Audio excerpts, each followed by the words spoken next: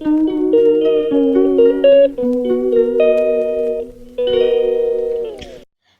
Everyone, good morning. কেমন আছো তোমরা সবাই? আশা করি তোমরা সবাই খুব ভালো আছো আর আমি তো খুবই ভালো আছি। আর দেখো এত প্রচণ্ড ঠান্ডা পড়েছে, এত কুয়াশা দেখো। তোমাদের কার কার ওখানে এরকম ঠান্ডা পড়েছে কমেন্টে কিন্তু জানিও। তো এত কুয়াশার মধ্যে আমার তো মনে হচ্ছে না যে রোদ্দুর উঠবে, তো দেখা যাক কি হয়। এখন ট্রেন যাবে, তো দেখো আমাদের ছাদে উঠলেই দেখা যায় যে এখান থেকে ট্রেন যায়। আর এত কুয়াশার মধ্যে তোমাদের কি মনে হচ্ছে কটা বাজে? কমেন্টে প্লিজ জানিয়ে বলো তো কটা বাজে, দেখি তোমাদের আনসারটা ঠিক হয় কি না। আর আমার মেয়ে কিন্তু পড়তে চলে গেছে, জানো তো। এই ঠান্ডার মধ্যে পড়তে যাওয়াটা কিন্তু খুব একটা ডিফিকাল্ট কাজ, তাই না? তো যাই হোক, দেখো আমি জামা কাপড়গুলো সব আর কি নেড়ে দিয়ে নিচ্ছি। কালকে সেগুলো একটু আধা আধা ভিজে আছে, তো দেখি রোদ্দুর ওঠে কি না। আর এই সকাল সকাল পড়তে গেলে এত কষ্ট হতো, আমারও হতো। তো এখন মনে হয় যে ওই জীবনটাই ভালো ছিল, তাই না? তোমাদের কি মনে হয় কমেন্টে জানিও। তো দেখো আমার কালকের জামা কাপড় সব নেড়ে দেওয়া হয়ে গেছে আর আমার দেখো স্নান কিন্তু কমপ্লিট হয়ে গেছে। এবার আমি মেয়েকে আনতে যাব। তো দেখো হালকা রোদ্দুরও উঠেছে আর এই যে মেয়েকে আমি আনতে চলে এসেছি আর ও এই যে বাড়িতে যাচ্ছে। ও এই রাস্তা দিয়ে যায় আর মানে নাচতে নাচতে তাই তো পড়ে টরে গেলে লেগে যাবে। তো তাই দেখো আমি হাত ধরে নিয়ে যাচ্ছি, ও লাফাতে লাফাতে যায়, তো সেজন্য। আর দেখো এই যে টাটা দিচ্ছে। তো চলো আজকে হচ্ছে আমরা বাপের বাড়িতে যাব। এই দেখো আমি বাপের বাড়িতে চলে এসেছি আর এখন বিকাল হয়ে গেছে। তো প্রায় 3:30 থেকে 4টে বাজে। আর এই যে দেখো আমি মাটনগুলোকে ভাজছি, এখানে 1 কেজির বেশি মাটন আছে।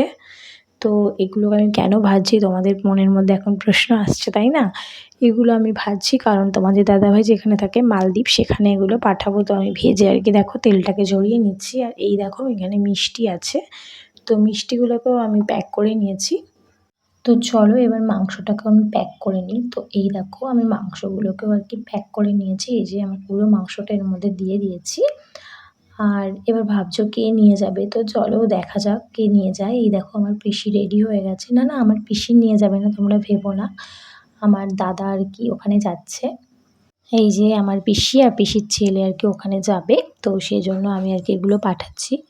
আর এদের সবারই মন খারাপ। এই যে বৌদিকে আমি ভেঙাচ্ছিলাম, বৌদি কাঁদো কাঁদো ভাব হয়ে গেছে, তো রেডি হয়ে সবাই বেরিয়ে পড়েছে। তো দেখো, তো আমার সময়ও এরকম হয়েছিল যখন তোমার দাদাভাই চলে গেছিলো, তো আমি কেঁদে কেঁদে একদম একাশির হয়ে গেছিলাম। আর এই দেখো গাড়ি চলে এসছে আর এই সবুজ জামা পরা এটা হচ্ছে আমার পিসির ছেলে।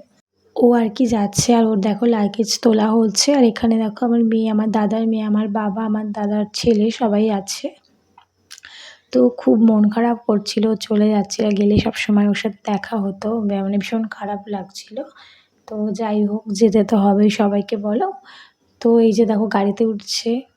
তো যাই হোক, ভিডিওটা কেমন লাগলো জানিও। আর ভিডিওটা বেশি বড় করলাম না, ভালো লাগলে লাইক কমেন্ট শেয়ার করে দিও আর আমার পাশে থেকো। আর দেখা হবে অন্য কোনো ব্লগে।